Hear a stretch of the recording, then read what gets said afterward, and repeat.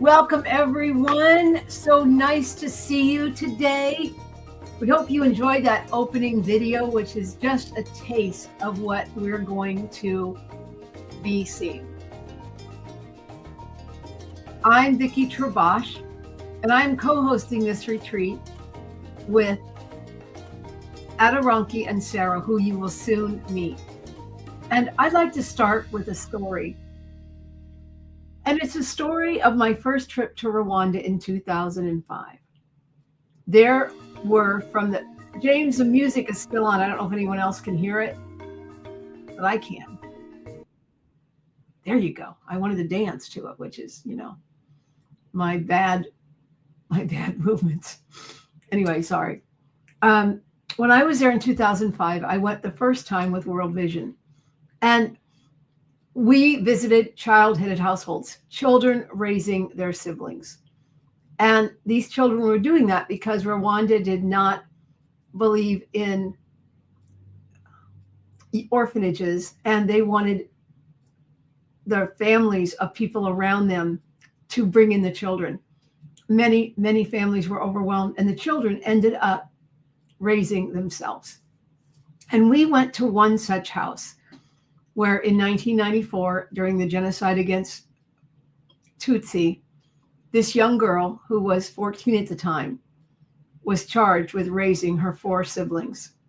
By the time I met her in 2005, she had raised these kids, and World Vision had come along beside her and taken them from a homeless situation to a cement home with windows and bars.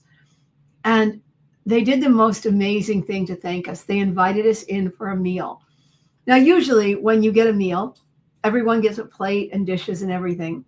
They didn't have dishes. They had 1 platter and 7 forks. And so we sat together, and this is the actual picture of the aunt who came and served us. And we sat in a circle at a short little table, and we ate together. And I have to tell you, this experience changed my life. And it changed my life because I saw what was possible for people. And I decided to start a foundation for Rwanda. So let me ask you a question. Have you ever dreamed of taking a journey that could change your life and the way you see the world? Today in our seminar, we're going to show you why Rwanda is your next must-see destination, and how this curated experience can transform your life forever. Not only do we want to take you on this journey for the next hour, but we want to take you to Rwanda. So stay tuned. We're going to offer an amazing discount on this trip, and I promise you cannot find it cheaper anywhere, because this trip is curated. It's special. And by going to Rwanda so many times, I've got the connections there to really make this trip count. So before we get started, our theme is engage, embrace, or experience Rwanda. So if you're on chat, if you could put, are you here today to engage, experience, or embrace, or maybe all 3? Just put a comment in. I don't know that we can see LinkedIn, but our producer, James, will pull over your comments. So are you here to express? That is express and embrace, but that's a new word. So we're going to go away from that. Are you here to embrace, experience, or engage with Rwanda? Triple E, thanks, John White. All 3, thank you. Yeah, that's what it is. It's in all ways possible. So I'd like to say a yo to my friend Adam, who I think is in a meeting while he's doing this. So hopefully you heard me, Adam, and you said yo back. And there's my daughter-in-law, Laura. Thank you, Laura, for being here today. I appreciate you all so much to show up. So today we're going to talk about how you engage with Rwanda and why Rwanda, and what happened to me that made me so in love with this country. So I want to talk about the work of the Itafari Foundation, which is the foundation I started for Rwanda in 2005. And we use the image of a brick. And a brick is the Kinyarwanda word for Itafari. And this picture is Jean-Paul Samputu, who is an international musician who got the Kora Award, which is the African Grammy. He's a wonderful friend. He will be in Rwanda while we're there. You get to meet him. And he's holding up a brick. And we use this brick to symbolize the weight of a malnourished child that cannot be comforted. This brick is the burden that a woman saw as she was being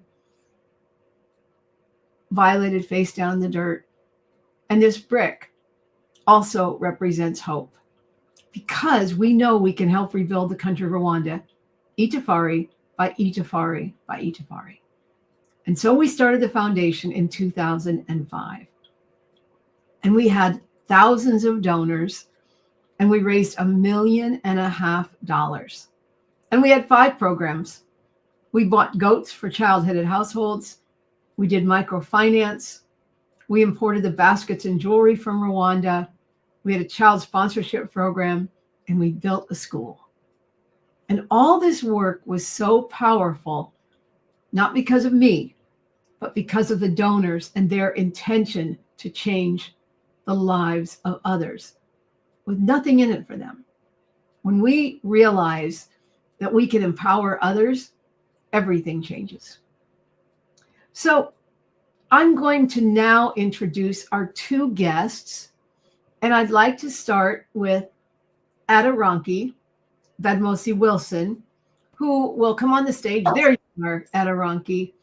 Adaranki is one of our co-hosts, and if you could explain kind of a little bit about who you are and why you're passionate about going to Rwanda, I'd love that. Thank you, Vicki. I appreciate being here. Good evening, good afternoon, good morning, everybody, wherever you are in the world today. I'm actually in Bermuda. I live in Bermuda, and I have had the privilege of getting to know Vicki over the last couple of years and understanding the work that is going on in Rwanda. The work I do here in Bermuda is doing workshops and facilitating change and improvement processes in organizations. In addition to that, I'm a world traveler, and I'm also a photographer. So I bring these skills to the table. And one of the things I'm looking forward to is just really getting to know and understand the culture in Rwanda. October will be my first visit to Rwanda, but I've been to probably about 8 or 9 African countries. And so I bring that knowledge and experience with me as we prepare for the trip to Rwanda, and as we prepare for the really amazing and exciting opportunities and adventures we'll have while we're there. You know, when I think about where you've been, and for those of you who don't know, Africa is not a country. Africa is a continent. Indeed it is. And there are, I believe, 55 countries in Africa. Either 54 or 55. I want to say 54. I was going to say 55. We can disagree, and I don't know where it is. But the most beautiful thing is every country has its own culture. Every country has its own history. And every country has its own passion. So this little tiny country, surrounded by Burundi, Uganda, Tanzania, and the Congo, is an amazing place because it has risen from the ashes of a genocide in 1994. And I'm so thrilled you're going along on this journey. We're going to talk about a little later where you're going to bring your skills and gifts to this trip. So thank you, Adaranki, so much for being here today. I cannot wait to talk more to you. Thank you, Vicki. And now I'd like to bring to the stage Miss Sarah Neely. Hello. Maraho Amakuru. Nimeza Chani Amakuru. Nimeza. We are speaking Kinyarwanda, of course. Fluent for the 10, 12 words we know. We're good at it. That's true. Sarah, do you want to explain how you got involved with the Itafari Foundation and met me? Sure. So sometime in 2005, I was scrolling the internet, and I honestly can't remember how it was that I came across a blog about the Itafari Foundation. And I had seen that there had been a trip to Rwanda, and I thought, oh my gosh, I need to go on this trip. So I sent a quick email to Vicky and said, I'm going on your next trip. And she said, that's wonderful news, but I don't have a trip planned. And I said, well, I want to go to Rwanda. And she said, well, turns out I'm going to Rwanda, but I'm not really doing an organized tour. And I said, sure, I'll come along. And she said, wonderful. And after, I don't know, maybe only a dozen emails back and forth, I got on a plane. And at the time I was actually living in London, England, and I flew down to Rwanda and got off of a plane. I specifically remember going down an escalator and seeing a sea of people and having, this fear, like, what happens if I didn't recognize her?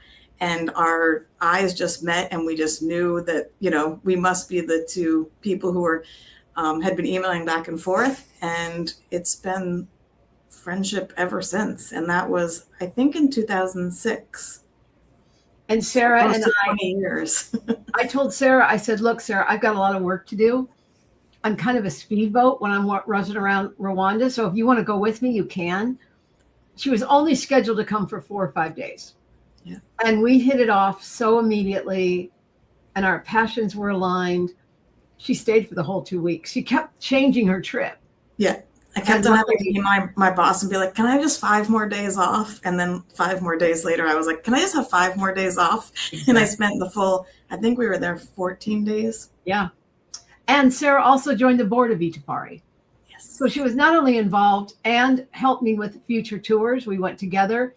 How many times have you been to Rwanda? I've now been to Rwanda 4 times. So this October will be number 5. Congratulations. So I cannot wait for you to talk more about your experiences and what you'll bring to the trip. And thank you so much, Sarah, for being here today. I'm so excited. Thank you. So we're going to talk about some of the opportunities to embrace and experience Rwanda, the things we're going to see, the places you can go. You can go hike and see the gorillas, and Sarah will talk about that experience. And also some testimonials about what this trip means. Sarah, could you come back on screen for a minute? How many countries have you been to, Sarah? I've honestly lost count, but I think it's 57. It's over 50 for sure. Why do you travel so much? Why are you not a tourist, but a traveler? My biggest thing is that I like to, I think most people know that there's a difference between seeing a country and really experiencing it. So to me, seeing it means I flew there, maybe like Paris or London or something, and I say, oh, I saw the Eiffel Tower, tick. Oh, I've seen Big Ben, tick. But you don't actually get to meet any of the people. You just sit in one of those coach buses and, move around and see all the highlights. And that's great. And that's wonderful for some people. But to me, I really want to experience the culture and understand what the people have been through, compare, tell them about what it's like growing up in the US, and then they tell me about what it's like growing up in their country, to really understand what it's like. And to me, that's a huge difference. And the trips that I've taken to Rwanda have allowed me to do this. Like Vicky, I've been invited into people's houses and had meals with them, or been invited. One of the times we were there, we met some women at the church, and they said, oh, we're getting married this weekend. And so Vicky and I, off to the store we went to get some nice fancy clothes, and off to a wedding we went. And those are things you just wouldn't do on an organized tour to many places. Yeah. And so to me, that's really important, to get to know the people and really understand where they're from. And as you'll experience when you get to Rwanda, these people are extremely generous with anything that they have, and talking about their life's experiences. They want to tell you everything so that you fully embrace it. And that's what I'm hoping all of you will get out of this trip, which is, to me, a once in a lifetime chance. I don't know any other travel company that offers this type of in-depth experience. Yeah, and we're very flexible. So we're going to go over the agenda, but we're going to be flexible. If a wedding shows up, we're all going to a wedding. If you want to go, you don't have to go to the wedding, but you're missing a bet if you don't go to a wedding. And time is interesting in Rwanda. In the US, time is money. In Rwanda, time is time. I remember showing up for a wedding once where I was the honored mother of the young man whose mother had passed. And so I was Mama Jacques. And the wedding was supposed to start at 4:30. I showed up at 4:30. Samputu was performing. And he looked at me and goes, Mama, what are you doing here? I go, Jean-Paul, the wedding starts at 4:30. He goes, it's not going to start till about 6:30. And sure enough, hundreds of people came loading in around 6:30. So it is culturally very different. And you got to chill. If you expect things to run on Western time, you will be sadly disappointed. But when you get into the culture and the rhythm of people who are different but the same, everything changes your perspective. I'm still pretty anal about meetings on time in the US, but in Africa, you'd think I was like the chillest person in the world. So thank you very much. I want to talk a little bit about safety. So Rwanda is an extremely safe place to travel. Sarah's been there 4 times. I've been there 12 times. I have never once felt at risk. Now, I don't do anything dumb. I don't go to nightclubs at night. First of all, because, they wouldn't just card me. They'd say, Grandma, move over. But, you don't do things that put yourself in danger. I don't ride a moto. Have you ever ridden a motorcycle in Rwanda, Sarah? No. Yeah, we had a friend wanted to, but I just think it's a poor choice. Yeah, we had a friend that did. Remember sister, what was her name? What do they call her sister? Hida. Hida. Because she was so hot. So we nicknamed her Sister Hida. Everybody was hitting on her. She went on a motorcycle, and crashed. Remember that? Yep. She had an accident. And so if you don't put yourself in danger, there's a much higher chance that you're safe. There's no guarantees anywhere, but the city is clean and safe. It is well guarded. Everything is well guarded. And you get that sense that you're not so worried. You're not looking. And I've been to countries where I'm looking over my shoulder. I don't do that in Rwanda. So it's a wonderful opportunity to experience a place that is really well run. Fiber optics are around the country, the land of 1,000 hills. And they call it that because they say, during the day, God goes to work in the world, and at night, it is so beautiful, he comes home to sleep in the hills of Rwanda. It's hilly, but they are fiber optic throughout the entire country. So you can see cell phones in villages, and they're now connected to medical care, and they can get help. And so this country is a model of what is possible after a disaster, like a genocide, when 1 million people died in 100 days. And it's really amazing because we'll travel safely in coaches. We'll go throughout the countryside. You can get across Rwanda in one day. It's a very small country, but we're not rushing through the countryside all the time. We're going to go to places, we're going to stay, and we're going to visit. So it'll be really good. So now I'm going to walk you through a day-by-day video tour of what we're going to do, and then I'll go over it in detail. So go ahead, James, show the video.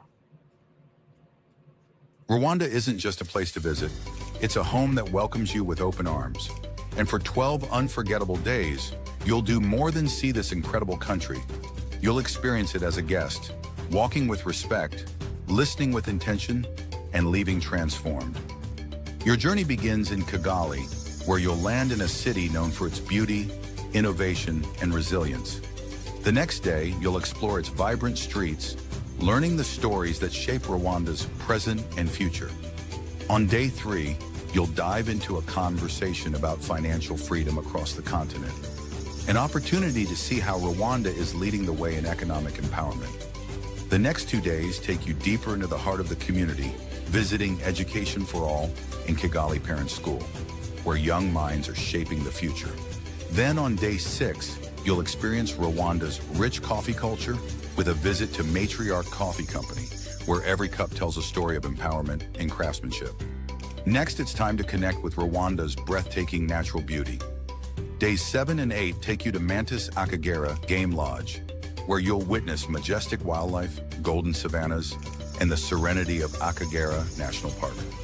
Returning to Kigali, Day 9 introduces you to Gahaya Links, a company empowering women through the art of weaving, each handmade piece carrying the spirit of Rwanda's resilience. Then on Day 10, You'll immerse yourself in the music and culture of Rwanda, feeling the rhythm and soul of a nation that celebrates life through art. As your journey nears its end, Day 11 is a moment to reflect, to say farewell, not just to Rwanda, but to the people and experiences that have become a part of you. And on Day 12, you'll carry those memories home, not as a tourist, but as someone who walked gently, listened deeply, and truly experienced the heart of Rwanda.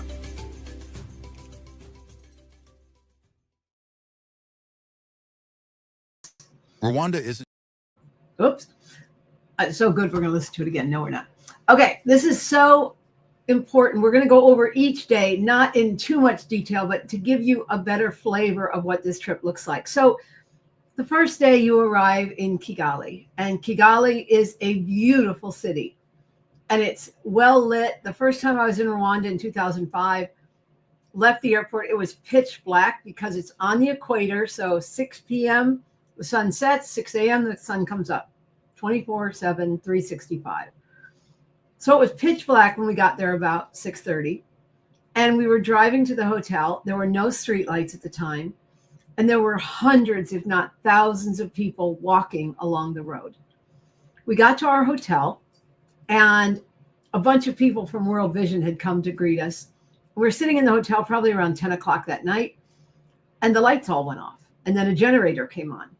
And I thought, oh, it's time. The restaurant's closed. No, it had to do with electricity and power. And they used to have a lot of brownouts. And now, again, they seek to be the technology capital of East Africa and eventually Africa. So now you can see from the city how well built it is and how built up it is. And it's just a beautiful place that I know you'll enjoy. So then we're staying at the City Blue 4-star hotel. This is a beautiful hotel. It's a 4-star. It has wonderful rooms, Wi-Fi, restaurants, seating areas that look out on the countryside, and it's quiet and peaceful. So it'll be a great place to start our trip and come back on most days. Most days we'll be in Kigali. We'll do things out around, and then we'll come back. So it's a really good place to land night after night and know that you feel safe and secure and have all the needs you need from a Western standpoint. But I purposely did not choose 5-star hotels. So this is just me, but I don't like the elitist thing when you go to a country and stay so far away from people. This hotel is small enough that we'll get to meet other people, feel comfortable, and have all the comforts of home. I don't want to go too rustic. So you can see from this room and everything, it's a beautiful place to stay. So that's our first night. We rest, you arrive on the 15th of October. And then the next day we start a city tour. I really want to get you established in the city and understand what is happening all over Kigali. And then we go to the Genocide Memorial. So the Genocide Memorial is a sobering place, and it's a place of beauty and sadness and remembrance. And the building itself is round, and as you enter, you circle down as you learn the stories of Rwanda's history, the first genocide in the 1950s, culminating in the genocide of 1994. And the things you see remind you of loss.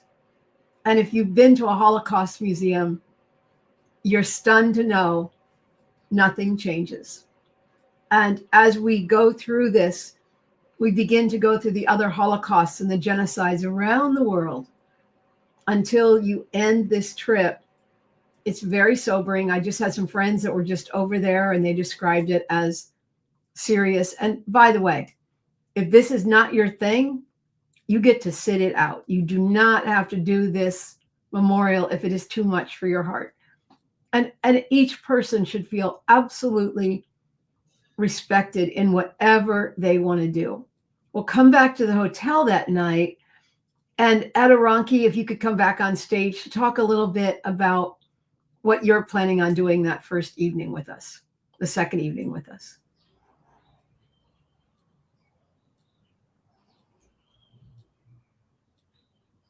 Are you there? Can you hear me? Yes. Hi, can you hear me? Yes. Oh, okay. I'm sorry. I just had a glitch. So repeat your question, Vicky. Sorry. So after the Genocide Memorial that evening, can you talk a little bit about what process we're going to go through? Yes, thank you. So what we're going to do, because, and I did hear the part where Vicky said going to the Genocide Memorial is optional. Those who make the decision to go, it will be an emotional experience. And so what we'll do when we get back, if you feel so inclined, we will have a debrief. We will look at what you saw, process what happened in the country, and then talk about it in a meaningful and respectful way, in a way that allows us to uncover any emotions that we have, but also to pay homage to those who lost their lives, and sit, and if we need to, just sit quietly with our feelings and understanding of what has happened, and honor those who have lost their lives. And so we recognize that it is an emotional component to the trip, and we want to be able to address that in a way that's comfortable for everybody that goes. Thank you, Adoranki. You know, when in 1984, I went to Israel, and the first thing we did was go to Yad Vashem, which was the Holocaust Museum. And I was young, I was in my mid-20s. I'm like, oh, another museum. And I came out flattened. Mm-hmm.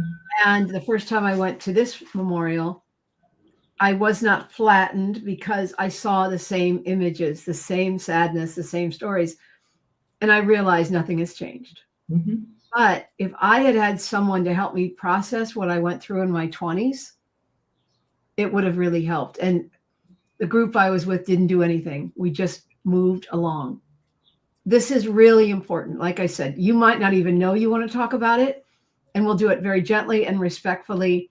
But I know this is an important aspect, and it grounds you in the seriousness of this country, what they've gone through, and then what's next is what they've accomplished since. This is where hope comes from. This is where the Itafari brick brings hope, because the people of Rwanda do not want to be remembered for their genocide, but for their strength and resilience. And you see it over and over. So thank you, Adoranki, for that. Next, we're going to go and talk with a good friend of mine whose name is Nashuti Mabazi, and she is working on digital financial inclusion of women all over the world. 1.5 billion people. And she's especially focused on Africa and the continent. So we're going to discuss the importance of digital inclusion. Now, that may sound kind of boring, but it's actually super exciting.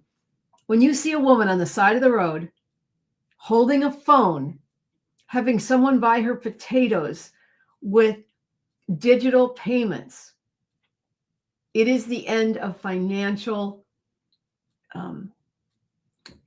what's the word I'm looking for? Abuse. Because cash systems are prone to abuse. You get cash, it comes in, it goes out, it gets stolen. You can't keep track of it. And Lucy, I call her Lucy. Lucy is working on figuring this out. And you're right, it does give them hope. And when we have hope, we have everything. We can do anything with hope. So we're going to have a discussion with Lucy. I'm sure she will bring some of the women who have gained their independence through this, and we'll be able to talk to them and connect with them and ask them questions. It's amazing when you meet with people who are so different from you, but so alike. And you begin to see that hope. The next day, we're going to actually visit a cooperative called Education for All. And Education for All is run by my dear friend and former country director, Christoph, who used to run the Itafari Foundation in Rwanda. And when that closed, he started his own. And what you see in front of you are women who just graduated from the program and each received a sewing machine. These sewing machines give them financial independence. One aspect of this trip is from the fee that you're paying, I am making a donation to Education for All for each of you.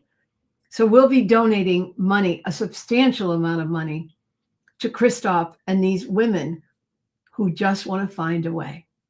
And we will get to meet the women. And I've already talked to Christoph. I'm actually going back to Rwanda in 2 weeks to work on the trip. I'll see Christoph. I'll have more details about Education for All. I am sure he will plan a graduation ceremony while we are there. And the women will talk about how this has changed their life. So that is an opportunity to understand how cooperatives work and how women work together and support one another to be successful. And in a true cooperative, if one starts to fail, one woman, the rest of the women lift each other up. They have to take care of each other. They have to pay back the loan. So truly, they learn to work together, and it's powerful.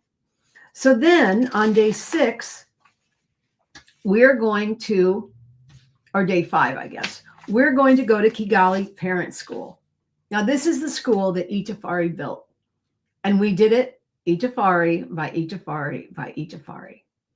And when you see what's possible, when you put donors together with a dream, you will see this school. We're actually going to go to the school. It will be in progress while we're there. Funny story. When we went there on another tour, we decided to teach in the classrooms. And I was teaching in a 6th grade classroom with a young woman who was with me named Danielle. And John was teaching in another classroom. And you know, they have tiers, like the slowest students, the middle, and the high ones. I went for the middle ones. Don't want to get ahead of myself. And Danielle and I said, we're going to teach them the song Hakuna Matata. They're 6th graders. And John goes to the advanced kids. We go into the classroom.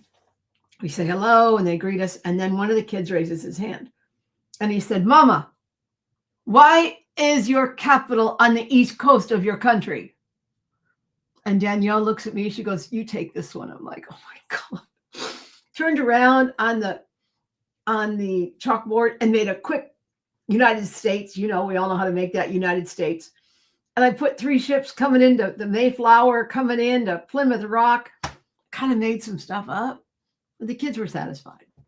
And then another kid said, are your children taught by computers? And we left that classroom. We never did teach them Hakuna Matata. It's like that was kind of too low. But we learned about them and they learned about us. John came out of his classroom and he was building an airplane at the time. I said, how'd your class go? He goes, oh my God. He goes, I told them I was building an airplane and I had to explain aerodynamics to them.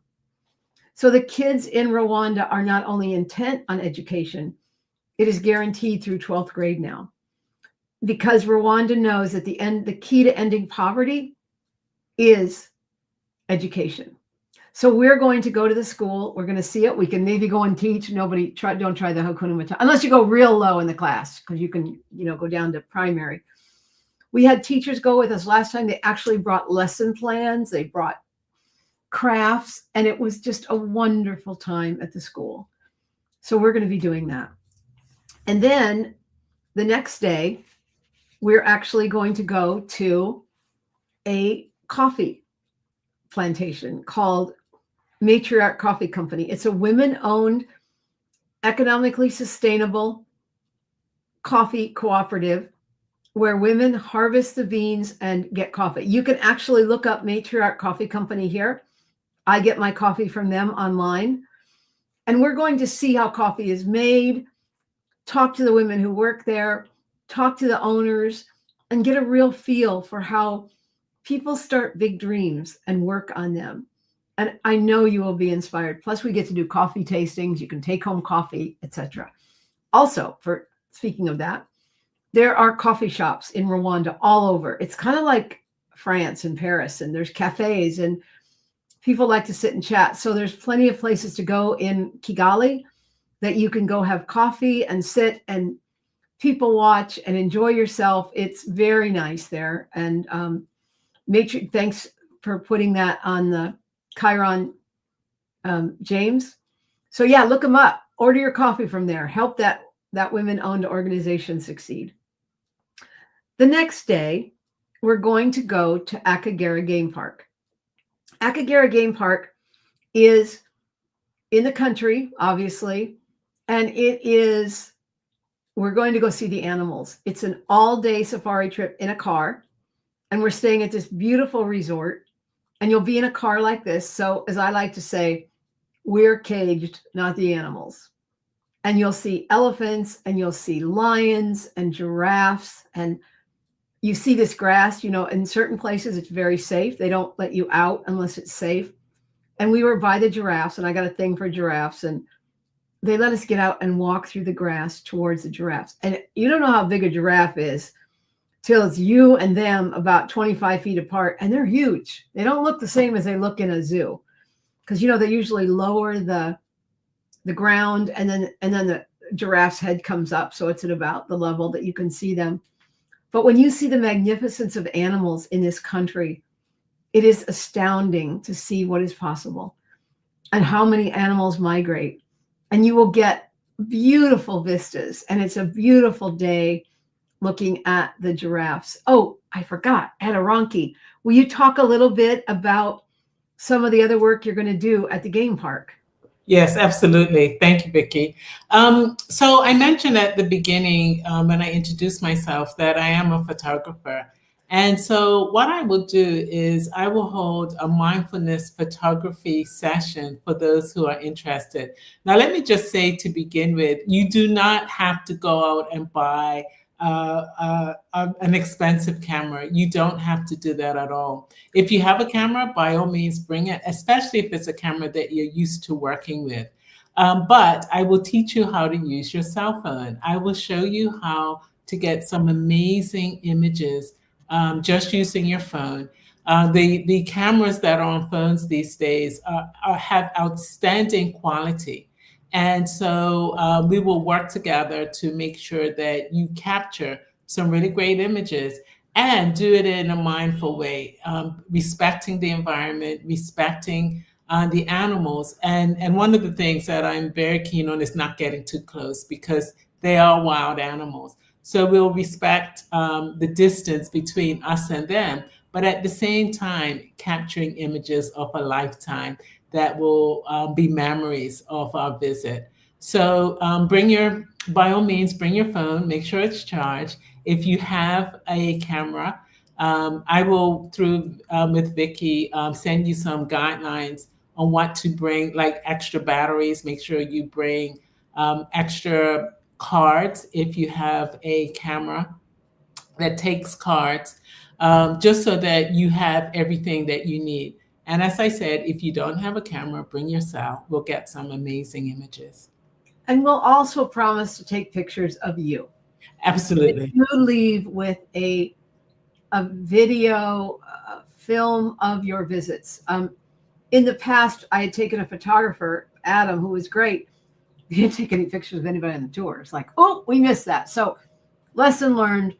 We're going to make sure we get plenty of shots of you doing what you love to do and enjoying the trip. So thank you, Adoranki. I cannot take a good picture. I've got thousands of pictures of Rwanda, maybe like 20 good ones, but I can do better. So thank you. So we're at the game park for 2 days. There's a spa there. There's a chance to relax if you want to do a second tour, but I'm trying to slow this down a little bit because we got a lot going on. So I don't want you to feel like you're overwhelmed with we're moving all the time. I don't like that. It's like visiting 5 European countries in 10 days. Bad idea. So we're going to take it at a pace that's really enjoyable and comfortable for you, and you'll relax and rest in the countryside and really enjoy it. Then we head back to Kigali to go to a place called Gahaya Links. And Gaia Links is a women's cooperative owned by two sisters, Joy and Janet, who are like my sisters. Joy once was here. She's been here many times to Portland. And she told the story. She was diaspora, and now if you don't know the definition of diaspora, it's someone who leaves their own country and goes and lives somewhere else. And many Rwandans left Rwanda in the 50s and 60s when the first genocide started. And they were living in Western world or Europe or somewhere, or Asia. And then when the genocide happened in 1994, they went back. That was Joy's story. She was living in Washington, D.C. She went back to Rwanda after the genocide to help the women. And what she found was a country devastated and women devastated. And there are three tribes in Rwanda, Hutu, Tutsi, and Twa. And it was the Hutus and Tutsis the Hutus were having a genocide against the Tutsis. The Twa are a group of pygmies who live mostly in the woods. They hold the culture, but this war was between the Tutsis and the Hutus. And Joy brought all these women together, and she said, you will not discuss if you are Hutu or Tutsi. You will weave a lasting peace for this country. And she has gone from 6 women under a tree to over 4,000 women. And in that video, you saw some women weaving, and you get to go to Gaia Links and meet the women and weave. And Sarah we have a picture of Sarah with her basket that she was making. And Sarah, could you describe, there we go. So you want to describe what we're looking at? Sure. So I got to spend 2 hours with the women at Gaia Links. And what you see, that arrow is pointing to my basket. It's about the size of a quarter. And that is what I accomplished in 2 hours. At the same time, this is what she did right here. This little piece, that's all she got through.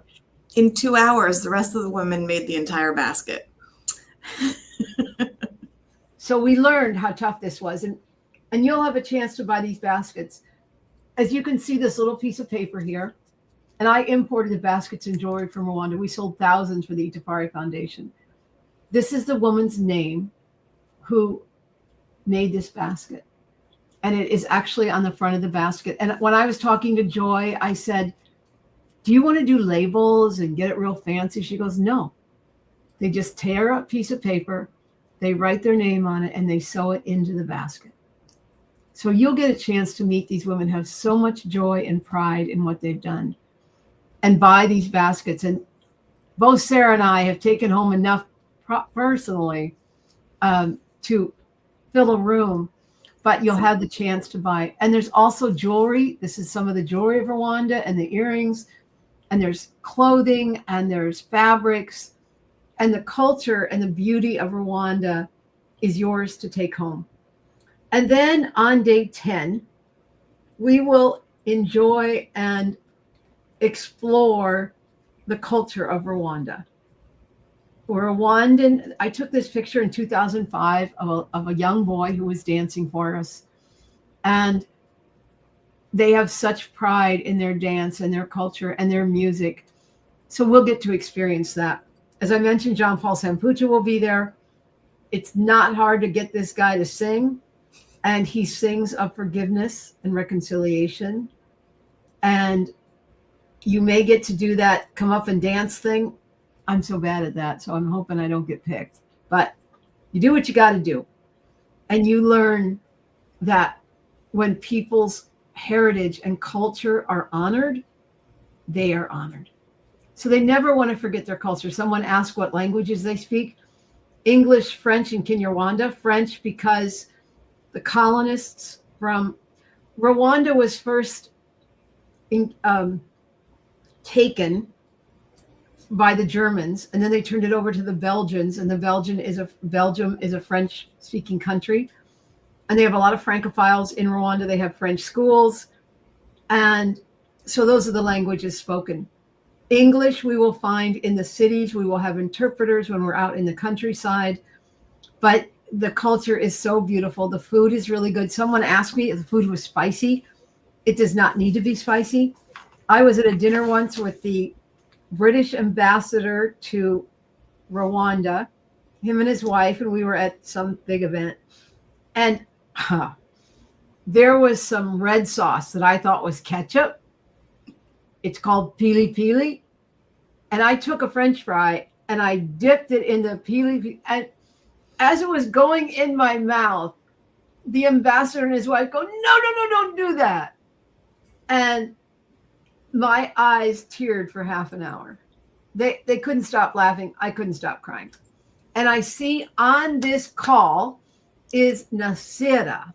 Nasira Munyabaliza is the first person I met from Rwanda in 2005. And she taught me Kinyarwanda. Now, here's the trouble. Her daughter, Shanice, who I nicknamed Busy Bee, who became our granddaughter with her sister, Melissa. Busy Bee would sit on my lap, and Nasira and I spent it up speaking much more English than we did Kinyarwanda. So my Kinyarwanda, my dearest sister, Nasira, has not improved much, but what I got, I own. So thank you for being here today. Your country is a place I love, as you well know. One day, Nasira and I will go together. We're always going at different times, but one day we shall go together.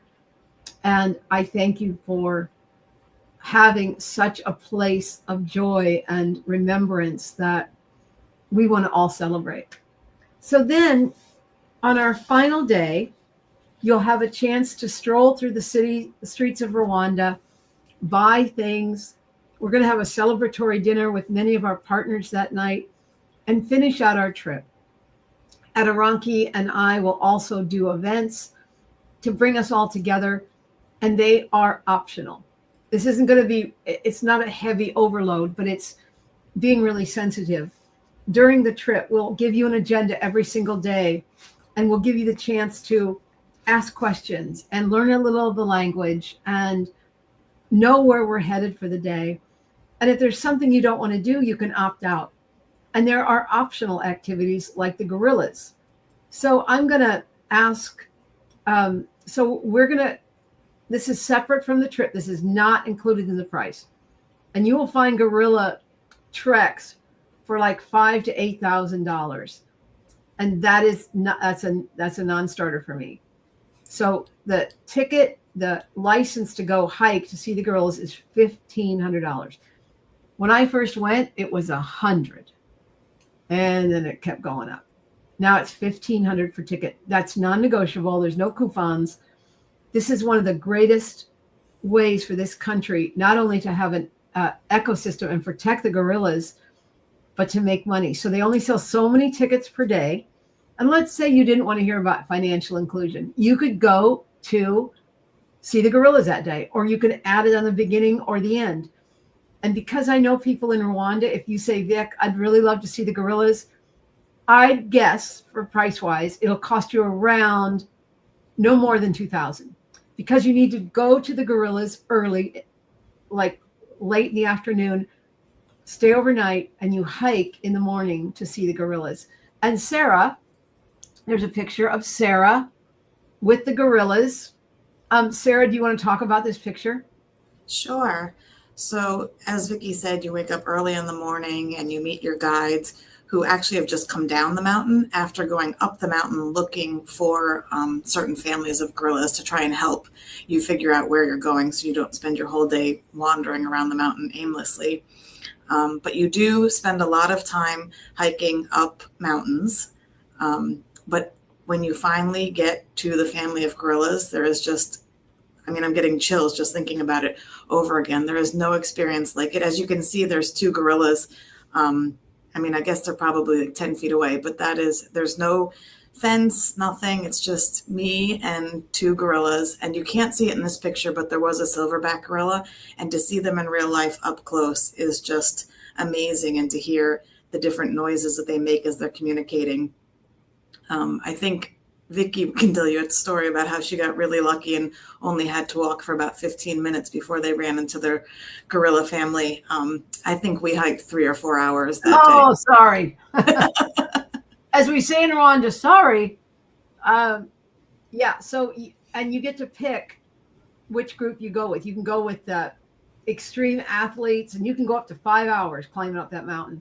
You can go with the middle group. You can go with the, hey, I'm old and I really don't want to hike that hard. That's my group. And so we got super lucky. You cross through different ecosystems. You go through the rocks, then you hit the bamboo, the forest, then you hit the bamboo, then you hit the stinging nettles. Oh my God, they warn you about the stinging nettles. I never hit stinging nettles. We were literally in the bamboo and we heard the gorillas talking. I thought it was the guide. And he goes, we've never found them this quick. And I go, I'm good. Because once you get to them, doesn't matter how long it took you to get there, you have 1 hour. 1 hour to enjoy the view, see them. There are guides and there are trackers who go with you who have guns, and there are guides. The guns are to protect you from the gorillas and the gorillas from you. I've never heard of them shooting a person. But if a gorilla went rogue, it will kill them to do it, but they will keep you safe. At one point when I hiked to see them, I was looking at a silverback and he was looking at me, looking at him, was like, not supposed to look at him, but I was just looking at him. He got up and the guide was standing next to me. This gorilla got up, this 800-pound gorilla, like they call it, and started walking towards me like, I'm coming for you. Now, my joke is if they got me and took me into the woods, they'd throw me back because I go, my God, she talks a lot.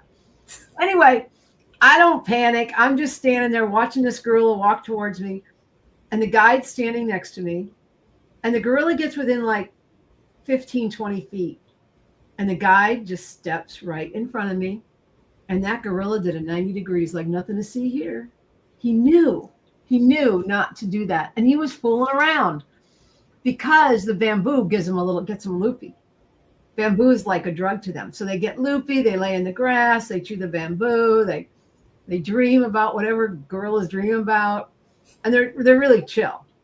So it is a wonderful experience, once in a lifetime. You can do it more than one day if you want, but like I said, it gets kind of expensive, but that's up to you. So I want to show another video now of our journey for you. So James, go ahead. Rwanda isn't just a destination, it's a feeling, a rhythm, a story waiting to be shared. This is a country that welcomes you not as a tourist, but as a guest, as a friend, as someone invited into a home filled with warmth, resilience, and endless beauty. From the moment you arrive in Kigali, you'll feel it, the quiet hum of a city that moves with purpose. Its streets lined with art, music, and the energy of a people deeply connected to their past and their future. Take the time to listen, to engage, to understand the heartbeat of Rwanda through its history, its innovation, and most of all, its people. Step into the lush green hills and meet the farmers whose hands have cultivated some of the world's finest coffee. Walk through bustling markets where every woven basket and handmade fabric carries the story of a Rwandan artisan. And then there's the land itself, rolling hills that stretch endlessly, lakes that shimmer under the African sun, and the majestic Volcanoes National Park, where the gentle gaze of a mountain gorilla reminds you just how connected we all are. But the true essence of Rwanda isn't just in the sights, it's in the conversation shared over a warm meal, the laughter of children in the school courtyard, the rhythm of drums that echo through the evening air. It's in the way strangers become friends and how, even after you leave, a part of Rwanda stays with you. So come, engage with the people, experience the culture, embrace the spirit of Rwanda. Walk with an open heart, and you'll find that Rwanda doesn't just change the way you travel, it changes you. Thank you, James.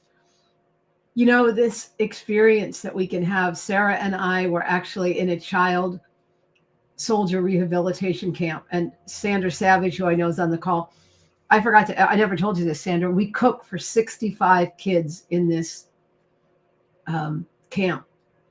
And Sarah, who is known as the American scientist living in London, who worked with infectious diseases in London, worked with the boys on cleanliness and hygiene, and I cooked with them. And it was an amazing experience because many of them had never seen a white person. And it wasn't about our whiteness, it was about what we brought. And if y'all know me, you know, if you've been ever coached by me or something, I always go, what do you take away? Well, I asked the kids this, and to the kid, they were touched. And one of the boys said, I want to be a chef. So we don't know our impact unless we try. We don't know what we can do unless we reach out. And things aren't perfect, but they're really, really good in Rwanda. So I now want to invite you to join us. Come on this trip. And there are limited spots available. And there is an early bird discount available only through tomorrow. And they all know me, I'm not going to keep it going. But if you book by tomorrow, end of day, it's $1,000 off the trip. And you can save an additional $150 deposit if you, oh, that's the wrong date. Sorry about that. The $150 deposit is by tomorrow as well. And there's a coupon code when you join the website and you put coupon code, you put bonus 150. If you could put that down below somewhere, James. So it's bonus 150 for the coupon code. You can immediately get $1,000 off. And all you have to do is place a deposit. Now, for those of you who aren't sure, and the trip is $6,125 for single occupancy and $5,950, I think, for double occupancy. And that's $1,000 off. And I dare you to find a better price trip. It does not include airfare. So we want you there on the 15th. You can leave whenever you like. But this is a trip that is so well priced that you can go. I've had people, a friend just booked the trip and she was going to another African country. And she said, I decided not to go. And I said, may I ask how much you paid? $30,000. This is nothing like that. But the experiences you'll have, the engagement with the community and the people. Oh, and Sandra, I told you, if you decided to go, I have a friend who has a restaurant there. I know he would, and you're a chef, I know he would let you cook in the restaurant. So we want to curate this experience to what works for you. What do you want to do? We're going to meet with you, those of you who sign up, and say, what would you like to do? And if you say something that we don't have on this trip, we'll look into it for you. Because there's 3 of us, we could go off with you somewhere if that was served you better. But this $1,000 off is ending tomorrow night. I will reduce the discount. You can still book it. You'll still get a discount, but it will not be $1,000 because, you know, I got a lot of integrity around this. And I'm really trying to make sure that you get on the trip at the best price possible. But some of you may wait. It is fully refundable. The whole trip is fully refundable through August 15th. No questions asked. Full payment is due by August 31st. But if you book it, if you say, I am going to take this, I just want to hold my space, hold it. I'll talk to you about payment going forward. If you say, you know what, Vic, I decided I don't want to do it, that's fine. But why don't you book it and save $1,000? Because I don't know about you, but I wouldn't walk past $150 if it was on the ground. So you put in the coupon code bonus 150, you place a deposit for $1,000, you save $1,000. It's a good deal. Let's see. And it's very easy. You can do the scan code. You can use the link there to Rwanda Travel 2025, the Bitly code. That'll get you there. And do you have any questions in chat? I haven't seen any. Well, I did see about the language. I answered that one. There are 3 languages in Rwanda. Are there any more questions for us in chat?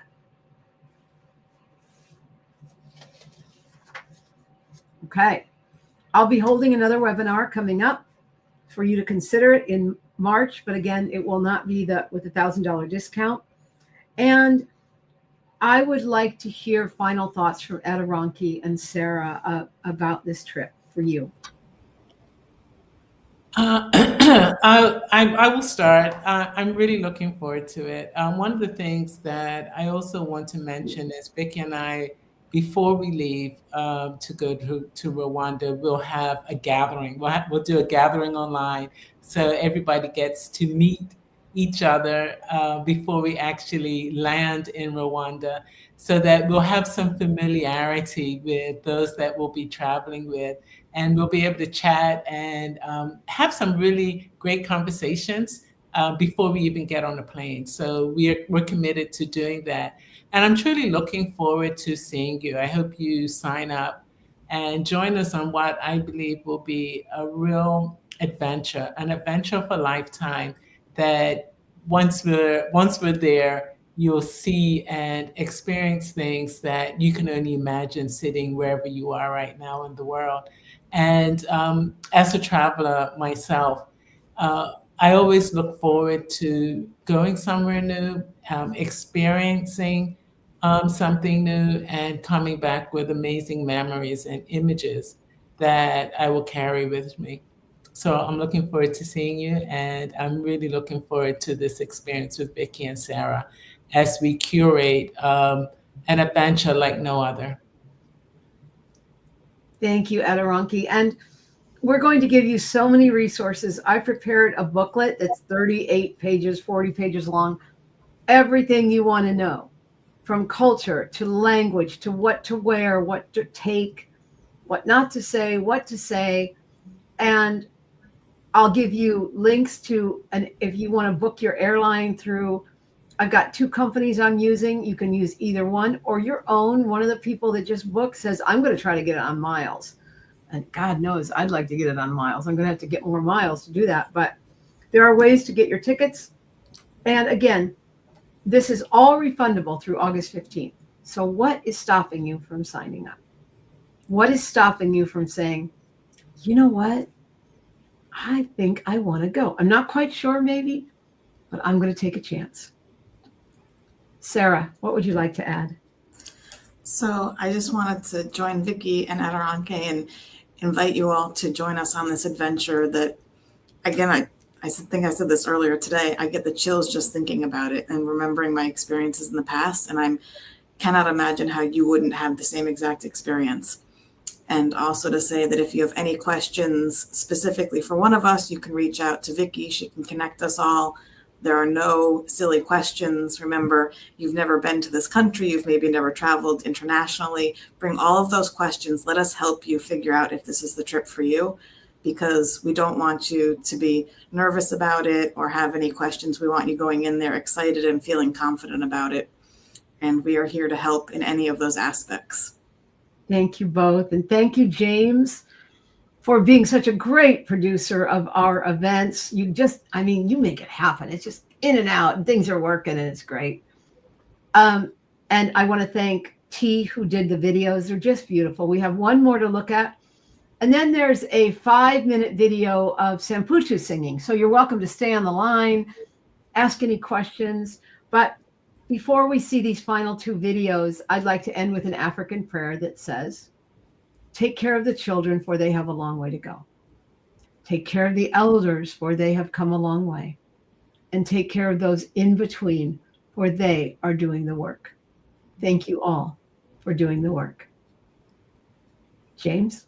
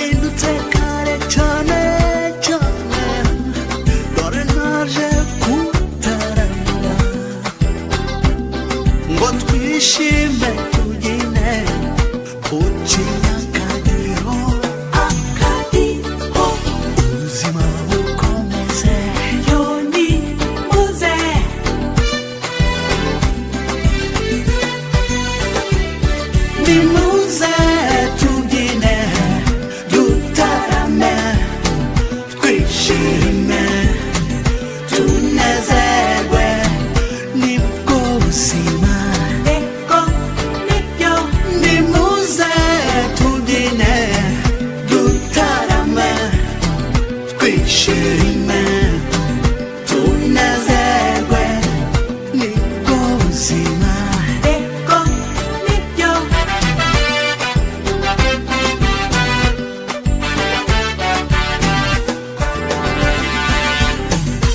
kwidagadura ni byiza yo kandi ni ingenzi ni ngombwa mu buzima bitera akanyamuneza yayo ukumva umerewe neza ukaruhuka yoni muze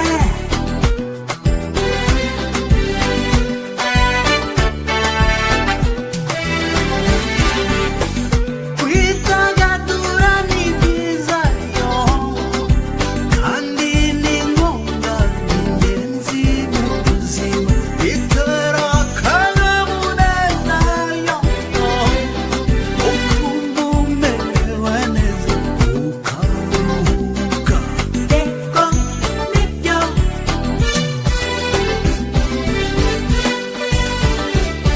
nimuze